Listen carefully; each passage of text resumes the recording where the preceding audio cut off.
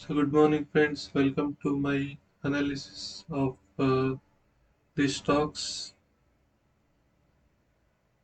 So actually this is the screener. I'm going to use the screener to list all the stocks which can be which I can invest for long time.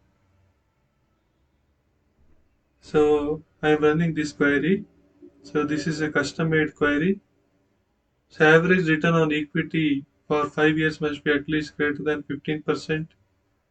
And average return on capital employed for 5 years must be greater than 15%. Market cap must be greater than 20,000 crores.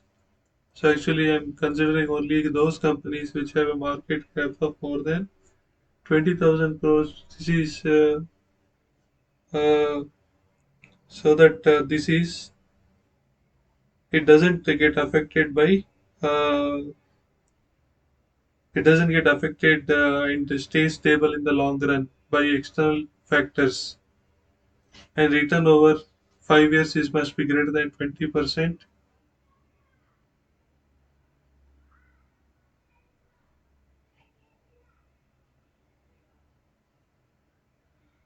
Sales growth for 5 years must be greater than 20, and EPS earnings per share last year must be greater than 20, and debt to equity less than 1, and OPM means operational profit margin must be for 5 years must be greater than 15.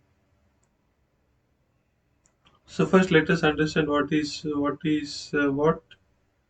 what is OPM actually?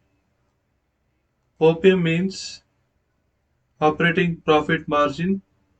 It is represented in percentage terms. The operating profit margin is calculated from operating profit. So what is operating profit? Which is the total revenue of the company less the operating expense to generate the revenue. So this is the total revenue of the company less the operating expense to generate the revenue. This is the operating profit margin. So the I've taken for 5 years it must be greater than 15%. So what is debt to equity? Debt to equity D/E ratio is used to evaluate a company's financial leverage and is calculated by dividing a company's total liabilities by its shareholder equity. The D/E ratio is an important metric in corporate finance. The company's total liabilities divided by its shareholder equity. This is debt to equity. The debt to equity ratio is a financial ratio indicating the relative proportion of shareholders' equity and debt used to finance a company's assets. Closely related to leveraging, the ratio is also known as risk gearing or leverage. So, what are good debt to equity ratios? Around 1 to 1.5. Generally, a good debt to equity ratio must be around 1 to 1.5.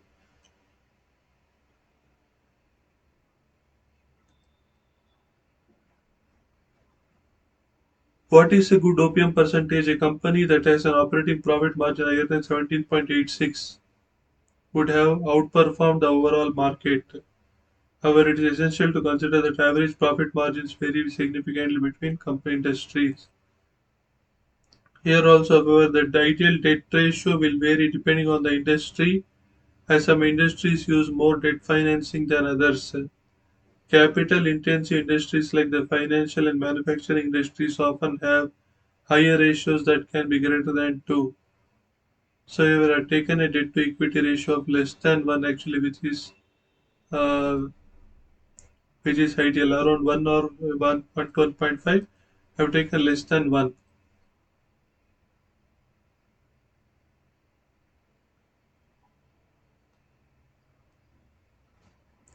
Next, earnings per share EPS. Earnings per share EPS is a measure of a company's profitability calculated by dividing quarterly or annual income minus dividends by the number of outstanding stock shares. The higher a company's EPS, the greater the profit and value pursued by investors. So it is a measure of a company's profitability calculated by dividing quarterly or annual income minus dividends by the number of the outstanding stock shares. Okay. What is a good EPS for a stock? Simply divide a company's net income by its number of shares outstanding. But to find top growth stocks, seek outstanding profit performance, specifically stocks with EPS growth rates of at least 25% compared with year ago levels suggest a company has products or services in strong demand. So here I have taken EPS last year greater than 20. Okay, and sales growth. What is sales growth? Sales growth is a measure of the change in revenue over a fixed period of time. Comparing revenue between two fiscal periods demonstrates the rate of growth, positive or negative, of a business. So, what is a good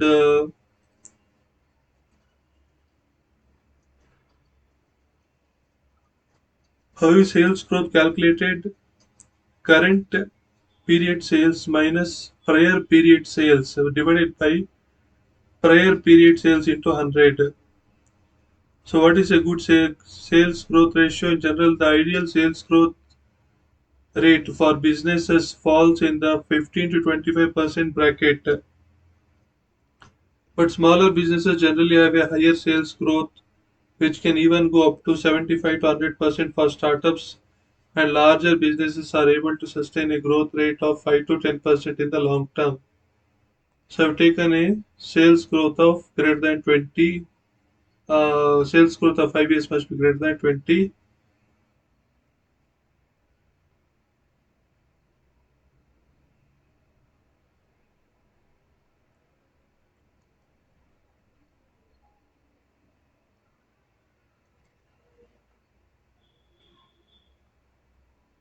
So return over 5 years.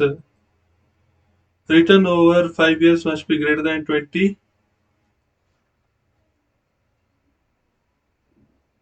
As with return on equity, as with return on capital, ROE is a measurement of management's ability to generate income from the equity available to it. ROEs of 15 to 20% are generally considered good. ROE is also a factor in stock valuation in association with other financial ratios. Return on average equity ROAE is equal to net income divided by average shareholders equity. What is a good return on equity? 15 to 20 percentage. So what is ROE used for? ROE is used when comparing the financial performance of companies within the same industry. It is a measure of the ability of management to generate income from the equity available to it. A return of between 15 to 20% is considered good. So return of 5 years is greater than 20. Market capitalization must be greater than 20,000. That is usually a large cap company. Average return on capital employed 5 years must be greater than 15, and average return on equity must be greater than 15.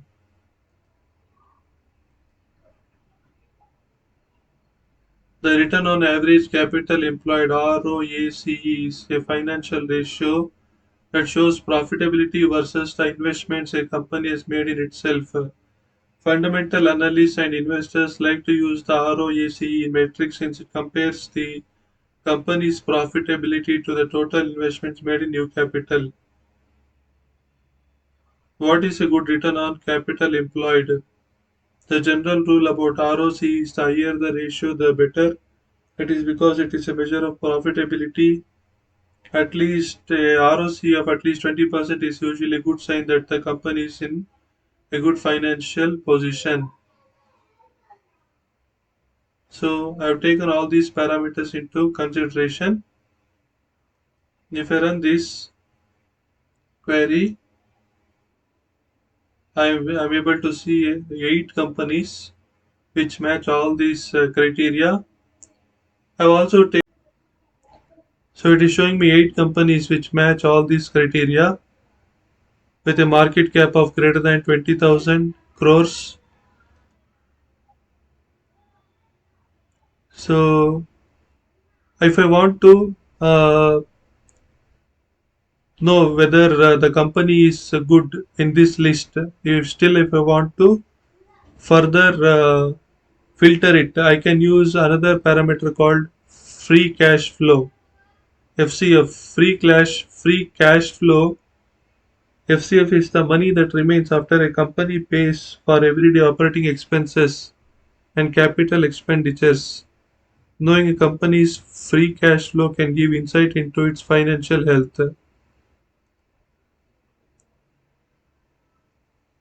A good free cash flow conversion rate would typically be consistently around or above 100% as it indicates efficient working capital management.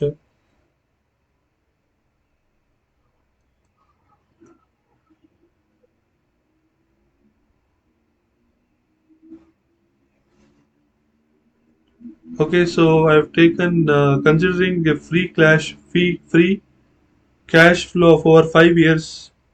See here, Lloyd's Metal Steel is in negative actually. Free cash flow is negative here, minus 1094 crores.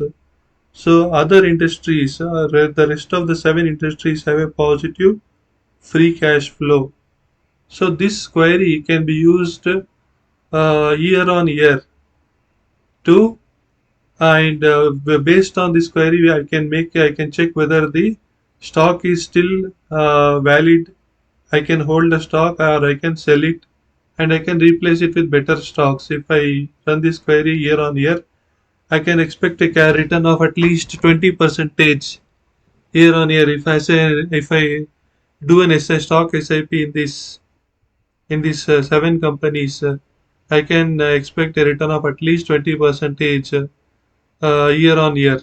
So year on year also I can review my query and the list of companies that match this query, and I can make the changes accordingly. If I have to sell any stock, I can sell it.